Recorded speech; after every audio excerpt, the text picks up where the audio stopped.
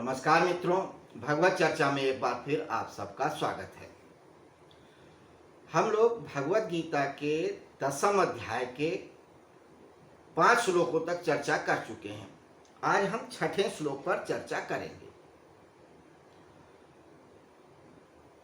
इस श्लोक में भगवान श्री कृष्ण ने अपनी मानसिक सृष्टि के बारे में बताया है। कल जिस श्लोक पे चर्चा किया था उसमें मन के 20 भावों के बारे में बताया था और ये कहा था कि ये सारे भाव मेरे ही हैं। भावों को क्यों बताया था मेरे, ये कल हमने चर्चा में ये जाना था कि मन ही है जो मनुष्य को जोड़ता भी है और मुक्त भी करता है। मन से ही व्यक्ति अपने आप को संसार से अटैच करता है। शरीर को तो फिर भी पराया मान लेता है और ये मान लेता है नश्वर है, लेकिन अपने मन यानी कि मन में जो उसके विचार होता है, भाव होता है, संस्कार होता है, जो कुछ भी होता है अंतःकरण में, सबको ही अपना व्यक्तित्व मानता है और उससे वो छुटकारा नहीं पाता। इन्हीं मानसिक भावों से, जिसमें सारे अंतःकरण आते हैं, बुद्धि वगैरह सब आ जाता है, तो ये सारे अंतःकरण ही मनुष्य को संसार से अटैच करते हैं और कृष्ण को डिटैच करना है। इसलिए वो कह रहे हैं कि ये तेरे भाव नहीं है, तू नहीं है, ये मैं ही हूं, तू अपना मत समझ। 20 भावों की बात करी। अब आगे अपनी मानसिक सृष्टि के बारे में बता रहे हैं कि जो मेरी मानसिक सृष्टि है वो भी मैं हूं। तो इस 6ठे श्लोक को समझें, इसके पहले कुछ बातें और समझ लें। मानसिक सृष्टि क्या है? वैसे एक बात और जानिए कि जो कुछ भी हम ब्रह्मांड में देखते हैं, जानते हैं, सुनते हैं, अनुभव करते हैं, वो सब कुछ ईश्वर का संकल्प है,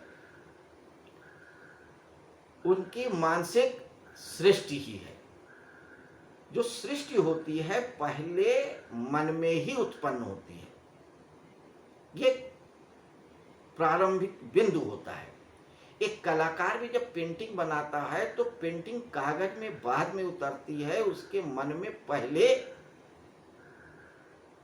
रची बसी होती है। यानी कि उसका जो प्रारंभिक बिंदु होता है, जो सृष्टि होती है उस चित्र की, चित्रकार के मन में होती है। एक मूर्तिकार मूर्ति को पत्थर पे बाद में उकेरता है, उसके मन में पहले उसकी रचना होती है, सृष्टि होती है।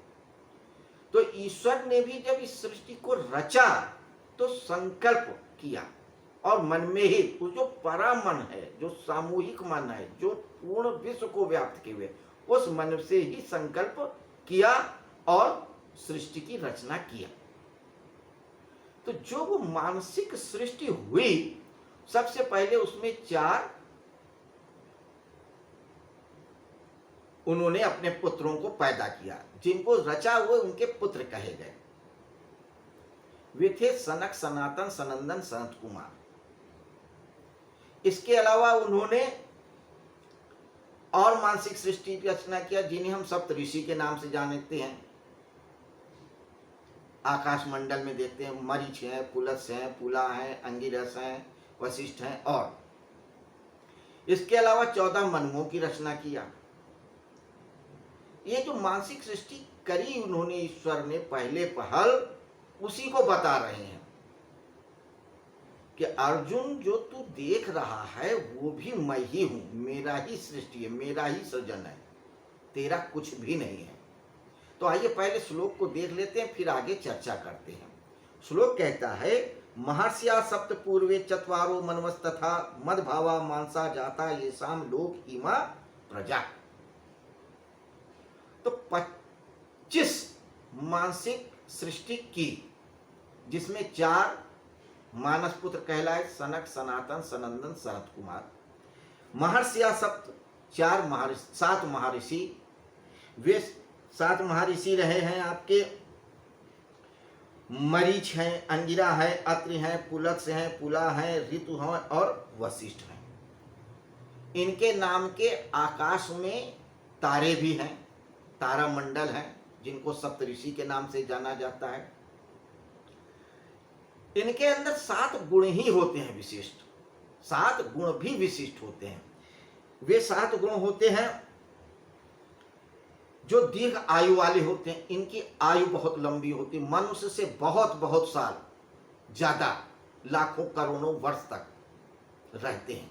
इसीलिए आप जब पुराणों में भी पढ़ते हो तो आप देखेंगे कि वशिष्ठ उस समय भी थे, राम के समय में थे, उनके समय में थे, उनके समय में थे, तो व्यक्ति सोचता है कि ये वशिष्ठ कितने वर्ष तक जिए। तो ये मानस पुत्र हैं उस परम पिता के, जिनकी आयु बहुत साल है, बहुत वृद्ध है आयु में। ये उनकी एक पहली विशेषता है। दूसरी, मंत्रों को प्रकट करने वाले होते हैं। तो जो वेद में और हमारे उपनिषदों में मंत्र हैं, ये उनको प्रकट करने वाले यही हैं। जब आप वेद को का अध्ययन करते हो, पूरा उपनिषदों का अध्ययन करते हो, तो उसमें लिखा होता है, या वैसे पूजा में भी, कि हर मंत्र का कोई दृष्टा होता है, प्रवर्तक होता है। वे यही ऋषियों के नाम आते हैं। पुलस्त्य हैं, पुला हैं, अंगिरस हैं, ऋतु हैं, वशिष्ठ हैं। बहुत सारे मंत्र जितने वेद वगैरह में हैं, सब इन्हीं के प्रकट किए हुए हैं, इन्हीं के मन से। ऐश्वर्यवान होते, इनके अंदर सारे ईश्वर। ईश्वर का मतलब वो जहां चाहे वहां जा सकते हैं, जो चाहे सो कर सकते हैं, किसी को भी वश में कर सकते हैं, किसी से कुछ भी कर सकते हैं, कितने भी वर्ष तक जीवित रह सकते हैं। इन सारी उपलब्धियों को, सारी क्षमताओं को ईश्वर करते हैं। तो ये इनके पास संसार के सारे ईश्वर हैं, सारी चीजें हैं। दिव्य दृष्टि वाले, गुप्त विद्या आदि से वृद्ध, धर्म का साक्षात करने वाले और गोत्रों के प्रवर्तक हैं। तो सारी गुप्त विद्याओं के ज्ञाता हैं, धर्म के प्रवर्तक भी हैं और गोत्रों को भी चलाने वाले हैं। तो ये 7 इनके अंदर विशिष्टताएं होती हैं। इनके बारे में भी विस्तार से चर्चा करना होगा। इसीलिए मैं बार बार कहता हूं कि भगवत गीता में सारे वेद, पुराण, उपनिषदों को संक्षेप में कहा गया है।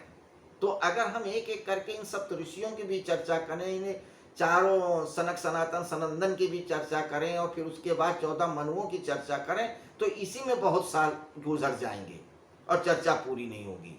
इसके अलावा और सारी विभूतियां भी हैं। तो इन विभूतियों को अगर हम विस्तार से जानें तो हमको सारे वेद, पुराण, उपनिषदों का अध्ययन करना ही पड़ेगा। पर अभी हम विस्तार के भय से सूक्ष्म रूप से या संक्षेप में ही चर्चा करेंगे। तो कृष्ण यहां कहते हैं कि 25 प्रकार की हमने मानसिक सृष्टियां किया। कौन कौन से? 7 ये महर्षि हो गए, अंगिरस, पुलस्त्य, पुला, वशिष्ठ, ऋतु। इसके अलावा 4 आपके सनक सनातन सनंदन संत कुमार बता दिया। 14 मनु भी पैदा किया। हमने चर्चा में जाना था कि ब्रह्मा का एक दिन हमारे अरबों करोड़ों वर्ष के बराबर होता है। उन अरबों करोड़ों वर्ष में भी 14 मानस पुत्र होते हैं, जो बारी बारी से संसार का सृजन, संहार और पालन करते हैं, जिन्हें हम मनु कहते हैं। इन 14 मनुओं के भी नाम हैं, स्वयंभू मनु, सरोचिस मनु, वैवस्वत मनु आदि आदि। इस समय वैवस्वत मनवंतर चल रहा है, इसके आगे दूसरा मनवंतर चलेगा। ये भी लाखों लाखों साल के होते हैं। उन्हीं की हम रचना है, उन्हीं के हम पुत्र हैं। तो ये जो 25 मानस पुत्र अपने संकल्प से ईश्वर ने पैदा किए, इन्हीं से ये सृष्टि चल रही है। और ये जो सृष्टि चल रही है 2 प्रकार की है, एक बिंदुज है, एक नादज है। तो जब सनक सनातन सनंदन इन मानस पुत्रों ने सृष्टि की रचना के लिए ब्रह्मा से मना कर दिया, ब्रह्मा ने इनको पैदा करके कहा सृष्टि का पालन करो, संहार करो, सृजन करो, तो वो तो ब्रह्म ज्ञानी थे, पैदा होते ही ज्ञान लेके ही आए थे। तो उन्होंने कहा इसका क्या अर्थ है, पहले सृष्टि बनाओ, फिर पालन करो, फिर बिगाड़ दो, क्या अर्थ है? वही वही वही वही वही वही बच्चों का खेल। इसलिए वो ध्यान में चले गए। हर समय वो ब्रह्म ध्यान में लीन रहते हैं चारों। वो ज्ञानी हैं, परम ज्ञानी हैं। तब ब्रह्मा जी ने बिंदुज सृष्टि की रचना किया, यानी कि शुक्र और रज से, स्त्री और पुरुष के मेल से, काम से सृष्टि का रचना किया। तब से बिंदुज यानी काम से उत्पन्न होना शुरू हो गया। तो दो प्रकार की सृष्टि है, बिंदुज और नादज। नाद का अर्थ होता है ध्वनि यानी शब्द यानी ज्ञान। तो जो सनक सनातन सनंदन है, इनकी परंपराओं से इनका ज्ञान लेके भी कुछ लोग चलते हैं। तो इसलिए गुरुओं के जो शिष्य होते हैं उन्हीं को उनका संतान माना जाता है। तो बहुत सारे गुरु लोग विवाह नहीं करते हैं, तो उनके हाथ में संतान की जो रेखा होती है वो उनके पुत्र नहीं, उनके शिष्यों की संख्या माना जाता है। तो जो भी साधु सन्यासी ज्ञानी होते हैं, ये सनक सनातन सनंदन ये मानस पुत्रों की ही संतान मानी जाती है। और जो बिंदुज यानी काम से उत्पन्न होते हैं उन्हें बिंदुज मानी जाती है। तो दो प्रकार की सृष्टियां चल रही हैं। ये दोनों प्रकार की सृष्टियां इन 25 प्रकार के मानस पुत्रों से हुई है ब्रह्मा के। ये ब्रह्मा को भी ईश्वर यानी कि केशव ने यानी कृष्ण ने ही पैदा किया। तो कृष्ण यही बता रहे हैं कि जो कुछ भी तू अनुभव करेगा या कर रहा है या किया है या जानना है, जानेगा, सब कुछ मैं हूं। तो तू अपने मन में आए हुए विचारों को त्याग दे, सिर्फ मुझे को सर्वस्व जान और ये मान ले कि वासुदेव सर्वम। तो समर्पण में ही तेरी भलाई है, मुझको परमात्मा मानने में ही तेरी भलाई है। और तू ऐसा कर लेगा तो सारे पाप से मुक्त हो जाएगा, सारे संशय से मुक्त हो जाएगा। तो मित्रों, ये थी 10वें अध्याय के 6ठे श्लोक पे एक छोटी सी चर्चा। कल हम एक नए श्लोक पे चर्चा करेंगे, लेकिन नए श्लोक में भगवान श्री कृष्ण क्या बताते हैं अर्जुन को, क्या नहीं बताते हैं, ये कल हम जानेंगे। आज इतना ही।